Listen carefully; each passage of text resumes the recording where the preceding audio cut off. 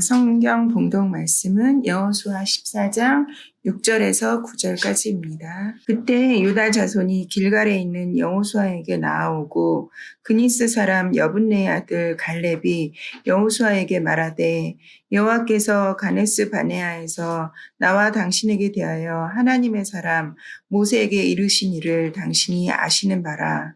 내 나이 40세에 여호와의 종 모세가 가데스 바네아에서 나를 보내어 이 땅을 정탐하게 하였으므로 내가 성실한 마음으로 그에게 보고하였고 나와 함께 올라갔던 내 형제들은 백성의 간담을 높게 하였으나 나는 내 하나님 여호와께 충성하였으므로 그날에 모세가 맹세하여 이르되 내가 내 하나님 여호와께 충성하였은즉 내 발로 밟는 땅은 영원히 너와 내 자손의 기업이 되리라 하였나이다. 네. 새해 들어서 우리 교회는 큐티로 여호수아서를 매일 묵상하고 있습니다. 우리는 이스라엘의 출애굽 이야기를 많이 들어왔습니다. 근데 출애굽 이야기는 애굽을 떠남의 목표가 아니라 가나안 땅에 들어감이 목적이 되겠습니다. 그리고 가나안에 들어갔다고 하는 얘기는 그 땅에 온전히 정착했음을 전제로 합니다. 자, 이 여호수아서는 그 정착을 위한 그 전쟁 이야기로 시작이 됩니다. 여러분, 오늘날 21세기처럼 혼란스러운 전쟁의 시대에 이 여호수아서, 이 책을 어떻게 이해하면 좋을까? 가나안족을 진멸해 나가는 기록을 인종 청소나 대량 학살로 곡해하는 사람들도 있습니다. 이 여호수아서를 하나님이 이스라엘 민족만 편애하는 그런 이야기로 오해할 수도 있습니다. 가나안 정복 전쟁 때문에 더욱 그렇습니다. 성경은 이스라엘이 가나안족을 진멸한 것이 죄악에 대한 하나님의 심판이라는 사실을 분명하게 언급하고 있습니다.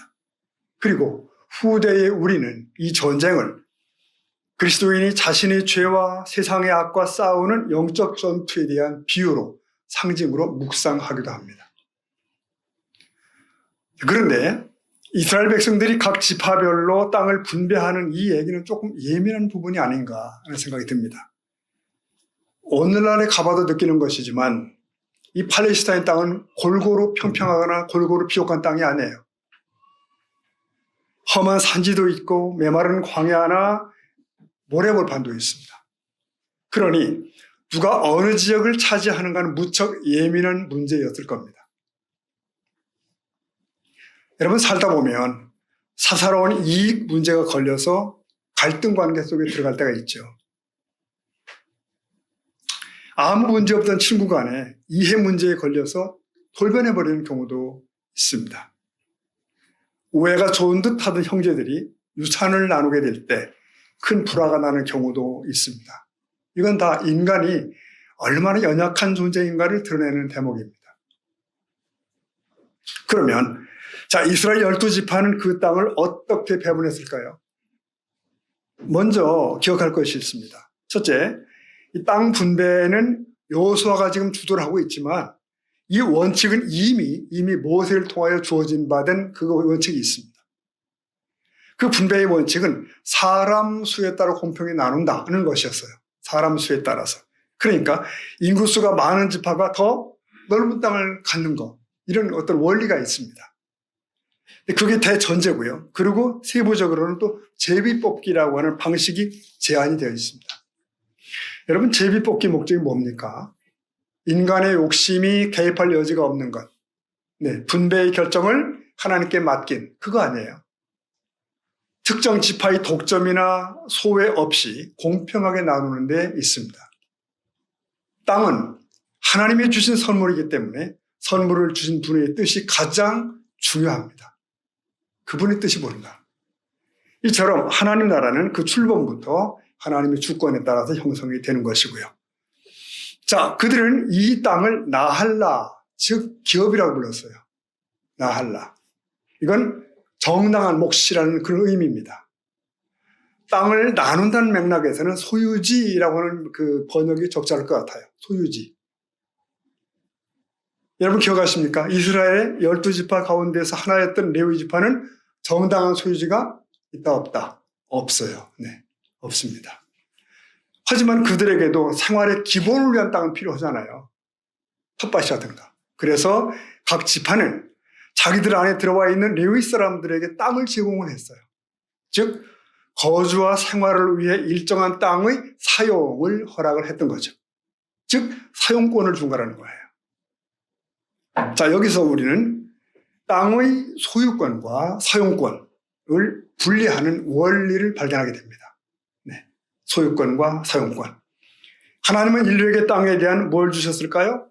사용권을 허락하셨습니다. 네, 사용권. 사람은 그 땅 위에서 잠시 머물다가 갑니다. 소유권은 여전히 그분에게 있습니다. 그렇죠, 여러분? 네. 그리고 이 원리에서 우리 그리스도인들은 청지기 개념을 발견해요.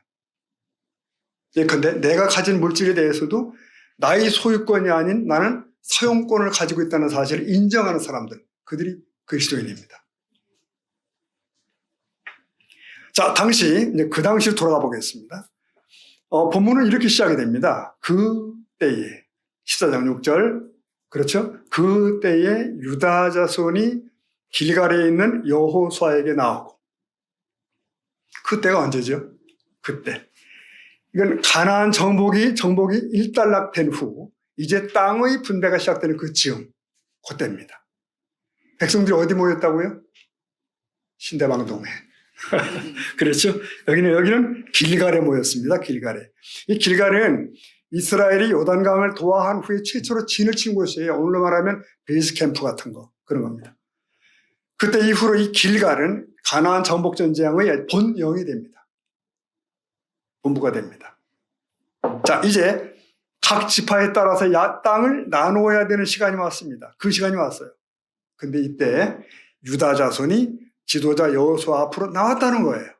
그래서 보십시다. 14장 6절을 보면 이렇게 되어 있죠. 그니스 사람 여분의 아들 갈렙이 여호수아에게 말하되, 자, 뭐라 그러나 읽어볼까요? 시작. 여호와께서 가데스 바네아에서 나와 당신에게 대하여 하는 사람 당신이, 보십시오. 맨 먼저 어느 지파요? 유다 지파가 나오는데 그 맨 앞에 리더격인 갈렙이 서 있는 겁니다. 앞장섰어요. 왜 갈렙은 앞에 나와서 무슨 주장을 하려고 저러지? 예민한 시간에. 그러니까 이 6절은 그런 말입니다. 지도자 여호수아여, 전날에 가데스에서 나와 자네에게 주신 하나님의 말씀을 기억할 것이네. 이렇게 시작된 거예요, 서론이. 여러분, 가데스 바네아에서 과연 하나님은 무슨 말씀을 주셨나요? 무슨 약속을 하셨을까요? 저는 이 장면을 좀 곰곰이 생각을 해봤어요.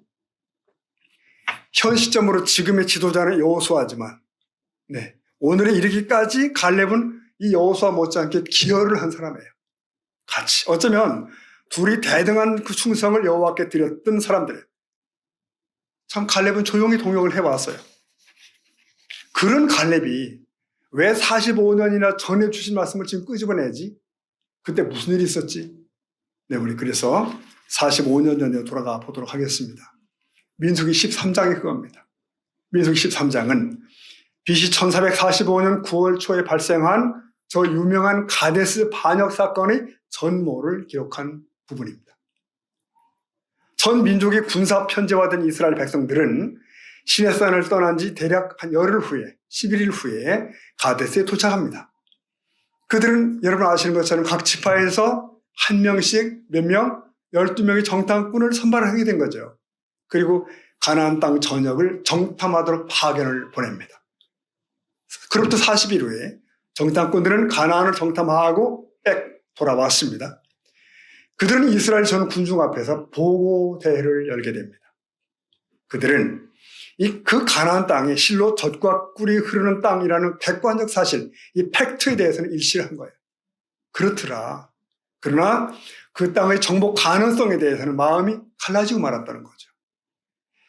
하나님께 대한 믿음을 전제로 승리를 역설한 사람은 단 2명뿐이었어요. 반면에 10명의 정탐꾼은 이런 주장을 합니다. 저 가나안족은 보니 강하고 성읍은 견고합디다.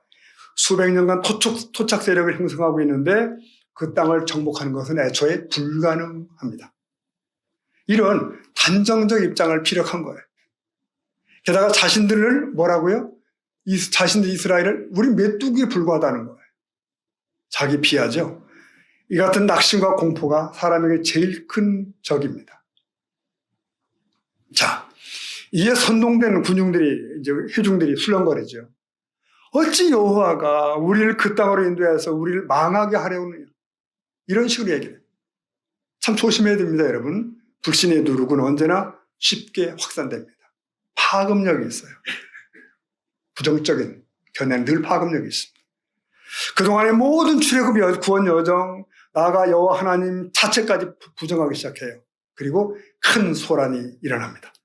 여호수아와 갈렙을 돌로 쳐 죽이려고 하는 장면이 나타나요.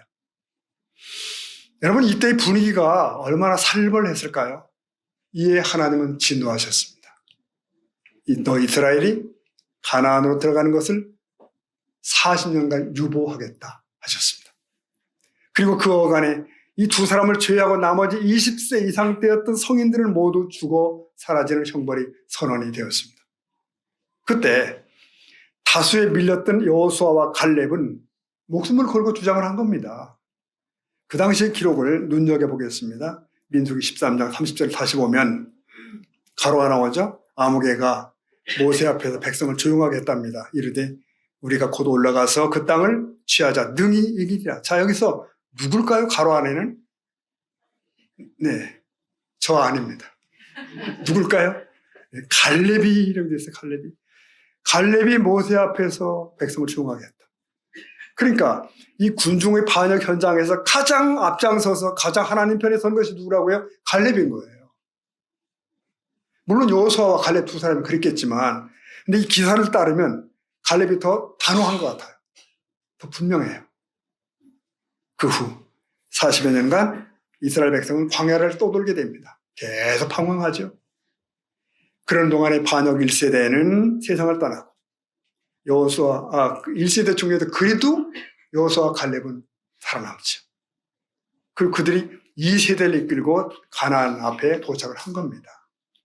자, 그러면 가데스 바네아에서 확정되었다고 하는 갈렙의 복이 뭔가? 모세를 통하여 훗날 그게 재확인되거든요. 거기 신명기에 나와요. 1장 보면은 36절에 이렇게 언급되어 있죠. 오직 여분네 아들 갈렙은 온전히 여호와께 순종하였은즉에, 그 다음에 읽어볼까요? 그는 그것을 볼 것이요. 주님 보세요. 그러니까 하나님은 가데스에서 약속을 하신 겁니다. 갈렙은 가나안 땅을 볼 수 있으리라. 죽지 않았다는 거예요. 그뿐만 아닙니다. 또 무슨 약속을 주셨나요? 갈렙과 그의 자손에게 갈렙이 밟았던 땅을 줄 것이다. 아니, 언제 갈렙이 그 땅을 밟았나요? 그는 정탐꾼으로서 그 가나안을 밟았습니다. 여러분, 이 말씀 가만히 보면 이게 축복의 보증이로구나. 네, 축복의 보증이로구나. 갈렙 덕분에 그 자손들까지 보증수표를 받아요. 네, 미리 받아놔요. 그래서 오늘 설교 제목이 너와 내 자손을 위하여 그렇잖아요. 그러니까 그때로부터 40년이 지난 겁니다. 40여 년이. 이제 백성들은 제비를 뽑아서 가나안 땅을 나누게 되는데 그 규칙이니까요. 그런데 그 규칙보다 우선하는 하나님의 그 약속이 여기 있는 거예요. 갈렙과 그 자손에게는 그가 밟았던 땅을 줘라. 그거예요. 그것을 지금 모세가 보증하고 있고, 또 지금 지도자 여호수아도 선명하게 기억을 합니다. 어떻게 부인하겠어요, 그걸. 자, 그 순간 여호수아가 긴장했을까를 저는 생각해요. 과연 저 친구 갈렙은 어디를 주장할까? 뭘 내놓으라고 할까? 저 갈렙이 어느 비옥한 곳을 지목하면 그것을 줘야 돼요. 어느 전략적 요충지를 내놓으라고 하면 줘야 되는 거예요. 그는 받을 뭐가 있어요? 권리가 있는 겁니다. 네, 권리가 있어요. 성도 여러분, 이것은 갈렙의 정당한 권리입니다. 억지가 아니에요. 무리수가 아닙니다. 이런 경우가 올 때 사람들은 어떻게 할까요?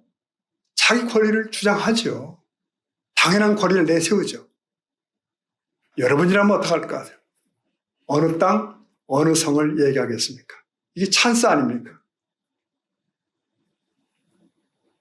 과연 갈렙은 어느 땅, 어느 성을 지목한 것입니까, 여러분? 갈렙의 말을 다시 한번 들어보십시다. 여호수아 14장 12절에 보니 갈렙이 이렇게 얘기하는 거예요. 그날에 40여 년 전 여호와께서 말씀하신 이 산지를 지금 내게 주소서. 당신 여호수아도 그날에 들으셨거니와 그 다음 읽어볼까요? 그곳에는 아낙 사람이 있고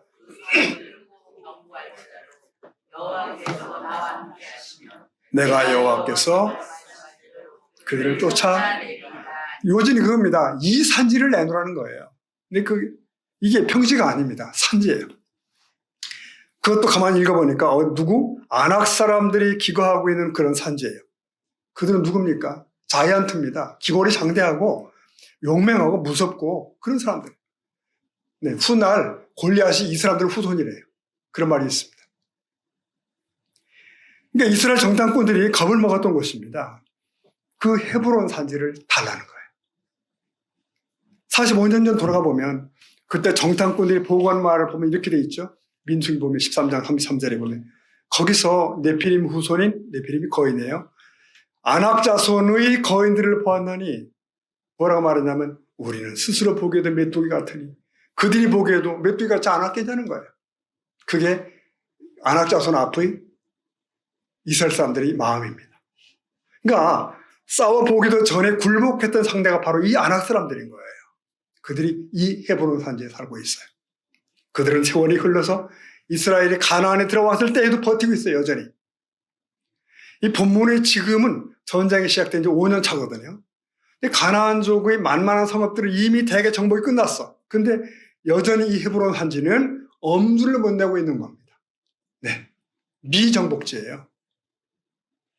바로 이 헤브론 산지를 갈렙은 자기들에게 달라는 겁니다. 이해되시죠? 이런 상상을 제가 해봤습니다. 만일 다른 지파가 이 지역을 할당받았으면 어떻게 했을까? 어쩌면 그 지파의 반응이 이런 거 아닐까? 데모하자 이거. 아니 갖지도 못할 땅을 준다니 말이 안 돼. 이 제비뽑기는 무효야. 이건 불공평이야. 그거. 그런데 여러분 갈렙은 바로 그 헤브론 산지를 내게 달라고 나선 거예요. 자, 갈렙은 왜 하필 헤브론 산지를 요청한 것일까요? 그는 하나님의 약속을 신뢰했기 때문입니다. 오래전이지만 주셨거든요, 약속을. 하나님 약속을 신뢰한다. 비록 아낙 족속이 모두 간담을 높게 한다 할지라도 하나님이 함께 하시면 능히 이기리라. 아멘. 내가 밟은 땅을 주신다고 하셨어. 그겁니다. 여러분 이런 생각을 하게 됩니다. 해볼 만하죠. 자, 정말 정복하기 어려운 천혜의 요새라면 만일 그곳을 내가 차지하게 되면 가장 탁월한 나의 요새가 되는 거예요. 그렇지 않을까요? 가장 값진 곳이라는 뜻이에요. 여러분 정말 이 헤브론은 훗날 보니까 가장 값진 곳이었어요. 예수님께서는 천국은 침노하는 자의 것이라 말씀하셨는데 천국의 좋은 것들을 차지하기 위해 열심을 내라고 하시면서 문을 열어주신 주님 말씀을 기억합니다. 여기서 갈렙은 소중한 교훈을 후대에 남겨주고 있습니다. 진정한 헌신은 무엇인가 하는 거예요. 진정한 헌신은 특권을 헌신의 기회로 삼는 것입니다. 정당한 권리를 희생의 기회로 삼는 것이에요. 그겁니다. 여러분 사실 교회사 속에는 그런 사람들이 많죠. 구한 말에 우리 조선 땅에 들어온 젊은 선교사들이 그렇죠. 예를 들면 그들은 그들 나라의 그들 사회 속에서도 엘리트라고 인정을 받았대요. 거기서 편안하게 인생을 엔조이할 수 있는 거죠. 그 다 개인의 권리입니다. 누가 뭐라고 하겠어요. 그러나 그 당연한 권리를 내려놓고 이 가난한 땅에 온 겁니다. 그래서 오늘 우리가 있다 이거예요. 오늘도 주님을 위해 힘들고 가파르는 삶을 스스로 선택하는 사람들이 있습니다. 이게 헌신이죠. 그들은 어리석어 보이기도 하지만 그들이야말로 진짜에 투자한 사람들이라고 생각합니다. 진짜에 투자한 사람들. 갈렙이 그렇습니다. 하나님께서 그 난공불락의 요새인 헤브론 산지를 주신 것을 영광으로 여겼어요. 네. 근데 나중에 보니까 이 헤브론 일대는 가나안 중앙 산지 중에서 가장 비옥한 땅이라네요. 그뿐 아니에요.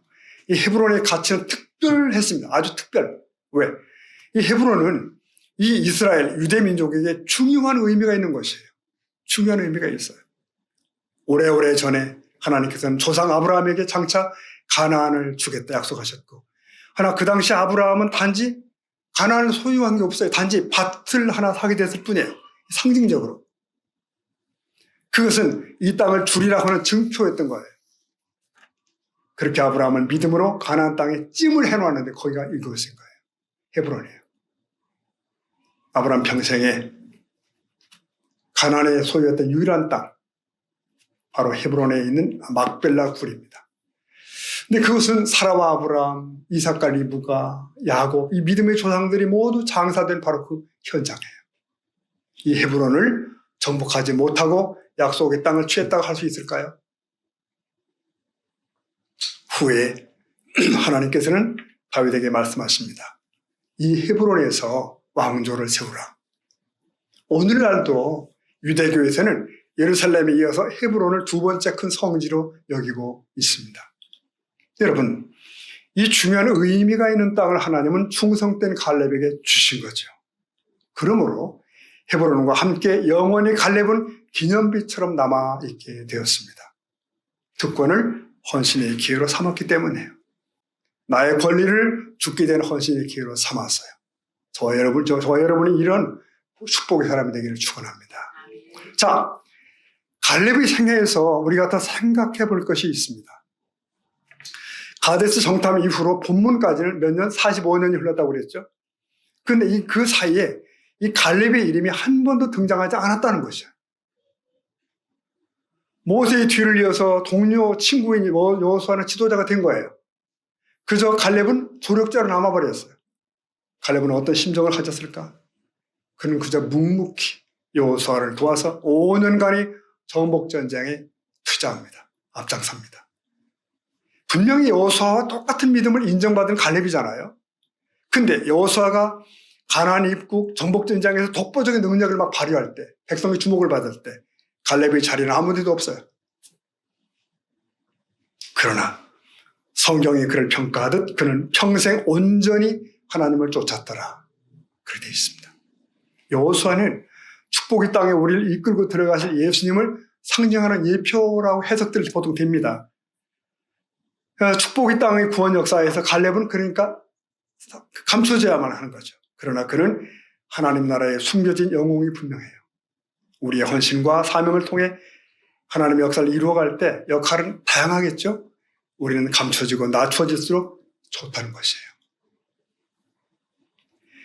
그럼에도 갈렙은 가나안 정복의 이름 없는 장수로서 최선을 다해 싸웁니다. 그리고 때가 되자 미정복된 저 헤브론 산지를 당당하게 혹은 담대하게 요청하게 됩니다. 그에게서는 여러분 어떤 패배자의 모습이 자존감의 상처가 보이지 않아요. 왜냐하면 그는 자신을 인정하고 최고의 상급을 약속하신 하나님만 온전히 좇았기 때문이에요. 여러분, 내가 다른 사람에게 치이고 남보다 주목받지 못할 때 마음이 참 어렵죠. 그러나 하나님이 낮추실 때 낮아지면 때가 될 때 하나님께서 높이실 줄로 믿습니다. 베드로전서 5장 6절 말씀 한번 읽어볼까요? 같이 시작. 그러므로 하나님의 능하신 손 아래서 여러분이 하필 이 말씀을 누굴 통해 주셨어요? 사도 베드로를 통해 주셨습니다. 베드로는 높아지기에 무지했었던 사람이에요. 예민했어요. 그러나 노년이 사도가 되었을 때 그는 깨달았고 알았고 그는 선포할 수 있었어요. 겸손하라, 때가 되면 너희를 높이시리라. 그렇습니다. 하나님의 법칙은 자기를 낮추는 자를 높이시고 높이는 자는 반드시 낮추십니다. 그래서 믿음의 거장들은 자신이 스스로를 높이게 될까 봐 그렇게 조심했던 거예요. 내가 하나님 앞에서 내가 어떤 존재인지를 알수록 주변의 시선에서 자유롭게 됩니다. 평판에도 그리 흔들리지 않게 됩니다. 하나님이 정말 나를 사랑하신다는 걸 알게 될 때 사람에게 인정받지 못해도 당당할 수가 있습니다. 환경이 좀 나빠도 시련이 좀 있어도 주눅들지 않죠. 사람은 십자가에 달리신 주께서 나를 바라보시고 바로 너를 사랑하기 때문이야. 이 소리를 듣기 전까지 세상의 자랑에 목말라 할 수밖에 없습니다. 다른 사람보다 좀 늦고 다른 사람이 좀 앞서간데도 실망하지 마시기 바랍니다. 갈렙이 45년 전에 하나님의 약속을 믿고 그 사랑을 의심치 않았듯이 끝까지 주님의 인도를 믿으시기를 축복합니다. 이런 확신이 있다면 내 주위의 사람들은 경쟁자가 아닌 동력자가 되는 거예요. 동지가 됩니다. 그들과 함께 하나님 나라를 이루어가는 저와 여러분 되기를 축원합니다. 세 번째로 갈렙이 남기는 교훈이 있습니다. 평생을 한결같이입니다. 평생을 한결같이. 여러분, 갈렙이 독자의 시자 시야에 등장한 것은 민수기의 가데스 바네아 거기입니다. 그 이전에는 없죠. 충분히 추측할 수 있는데 애굽에서 출생했고 동족들과 함께 노예살이 했고요. 그 후 모세 지도자의 인도에 따라서 애굽을 떠날 때 여호와 신앙을 돈독히 가졌음이 분명합니다. 이스라엘 백성이 시내산 거쳐 가데스에 왔을 때 그는 유다 지파에서 주목받는 사람이었습니다. 그는 자기 지파의 대표로서 가나안 정탐꾼 대열에 합류했고 그는 가나안 땅을 약속하신 여호와 하나님을 경외하는 사람이었어요. 여러분, 갈렙이 모세의 명을 받고 가나안 땅을 정탐할 때 40세였거든요. 그 후로 본격적으로 가나안 정복전쟁 할 때 갈렙의 나이는 지금 85세입니다. 이 갈렙의 얼굴을 아는 동료들은 다 죽었어요. 그런데 45년이 지난 지금에도 자신은 강건하다고 고백하는 거예요. 이게 괜히 자랑하는 게 아니에요. 여기서 강건하다는 그 말은 원어의 뜻은 육체적 신만을 의미하는 것이 아닙니다. 정신적, 영적인 담력까지 포함한 그런 단어예요. 여러분, 우리 교회 노년의 모든 성도님들이 다 그럴 수 있기를 축복합니다. 갈렙은 고백합니다. 내가 광야에서 생존했고 85살이 노령해도 여전히 힘 있는 이유 뭔지 아냐는 거예요. 바로 하나님께서 내게 헤브론 산지를 정복하라고 하는 증거라는 거예요. 우리는 그의 육체적 힘만 여전한 게 아니고 여전한 믿음도 보게 됩니다. 그는 평생을 변함없는 사람이에요. 여러분, 하나님의 나라를 만들어가는 사람은 바로 이 변함없는 충성의 사람들이에요. 한때 열정은 누구나 가질 수 있죠. 네. 그러나 그것이 지속되는 것은 충성스러운 사람들의 특징입니다. 요한계시록 2, 3장에는 그 1세기 교회들에 대한 주님의 편지가 있잖아요. 여기 맨 앞에 나오는 교회가 에베소 교회고요. 이 교회를 주목할 필요가 있습니다. 그들은 주님의 칭찬거리가 많았죠. 내 행위와 수고와 인내를 안다. 이단들을 잘 구별했다. 전부 칭찬거리예요. 근데 뒤에 가면 이런 말씀이 있죠. 그러나 너를 책망할 것이 있다. 뭐죠? 왜? 너는 처음 사랑을 버렸느니라. 그러니까 시간이 가다 보니까 변질됐다는 거예요. 바뀌었다는 거예요. 에베소 교회가 처음 세워질 때 성도들이 하나님께 나아가던 그 사랑을 버렸다는 거죠. 에베소 교회는 분명 평균 수준을 넘어서는 교회예요. 하나 처음에 그 사랑, 처음에 그 자리로 돌아가야 됐던 겁니다. 그 처방을 주셨죠. 어디서 떨어졌는지 생각해라. 회개하라. 처음 행위를 가져라. 여러분, 오늘날에도 종종 다툼과 분쟁이 나는 교회들을 볼 때가 있지 않습니까? 그거 초신자들이 그러지 않죠? 교회 오래 다닌 이들이 꼭 다툼의 중심에 있죠. 직분자들이 그 중심에 있고 그래요. 만약 그들이 처음 주 앞에 엎드렸을 때의 초심을 가지고 있다면, 처음 직분 맡을 때의 그 다짐을 붙들고 있다면 그런 일은 없겠죠. 갈렙은 어떻다고요? 14장 14절 다 보면 헤브론이 그니스 사람 여분네의 아들 갈렙의 기업이 되어서 오늘까지 이르게 되었으니, 그 다음 읽어보십시오. 이는 그가 아멘. 잘 보십시오. 헤브론은 드디어 갈렙을 통하여 하나님의 땅이 되었구나. 그렇죠? 그리고 그 이유를 이렇게 기록합니다. 이는 그가 이스라엘의 하나님 여호와께 뭐죠? 충성하였습니다. 갈렙은 처음부터 끝까지 그런 사람이에요. 충성의 사람입니다. 45년 전의 결심을 노년에 이르기까지 지켜냈던 사람, 처음 소원에 근거한 믿음의 경주를 마지막 날까지 잘 감당할 수 있는 저와 여러분 되길 축복합니다. 자, 오늘 말씀을 마치겠습니다. 금년 새해 초두에 하나님은 우리 앞에 믿음의 선진 갈렙을 세워주십니다. 무슨 도전을 주시나요? 네, 제가 이렇게 정리를 해봤습니다. 그는 하나님 앞에서 이랬구나, 이웃 앞에서 이랬구나, 자신 앞에서 이랬구나, 이렇게 구분을 해봤어요. 자, 이걸 보면 이렇게 돼 있죠. 하나님 앞에서 특권을 헌신의 기회로 삼았습니다. 이웃 앞에서 경쟁이 아닌 동역으로, 그죠? 자신 앞에서는 평생을 한결같이. 제가 앞부분을 오늘 띄겼습니다. 뒤를 여러분 읽으시면 한번 해볼까요? 자, 가만히 있고요. 네. 자, 요 갈렙은 하나님 앞에서 네. 자, 이웃 앞에서는 경쟁이 아닌 동역, 자신 앞에서 평생을 아멘, 아멘. 그리고 오늘 이 얘기 마지막 멘트가 뭔지 아십니까? 15절인데 이렇게 되어 있습니다. 그리고 그 땅에 뭐죠? 전쟁이 그쳤더라. 이게 얼마나 가슴 따뜻한 서술이에요. 그리고 그 땅에 전쟁이 끝났더라. 갈렙이 헤브론을 점령하니까 그 땅에 모든 게 끝난 거예요. 전쟁이, 다툼이. 드디어 가나안에 평화가 왔다는 거예요. 여러분, 우리가 싸워야 할 싸움은 싸워야 되겠죠. 그 싸움의 승리는 헌신한 자들이 만들어냅니다. 단 하나님은 말씀합니다. 내가 그 싸움에 함께하겠다. 여러분, 우리 인생에, 우리 가정에, 내가 속한 공동체에 우리가 믿음으로 정복해야 할 싸움들이 있습니다.